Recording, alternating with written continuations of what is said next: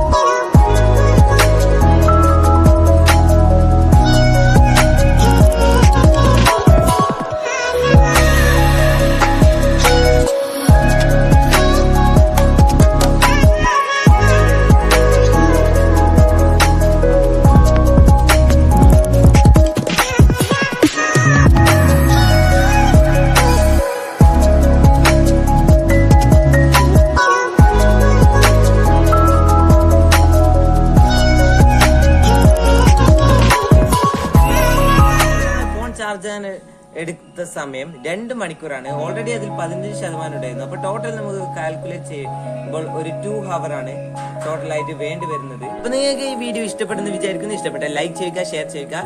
അപ്പോൾ വീഡിയോ ആദ്യമായിട്ടാണ് കാണുന്നതെങ്കിൽ നമ്മുടെ ചാനൽ ഒന്ന് സബ്സ്ക്രൈബ് ചെയ്യുക. അപ്പോൾ പുതിയൊരു വീഡിയോയിലൂടെ നമുക്ക് വീണ്ടും കാണാം. ഗുഡ്.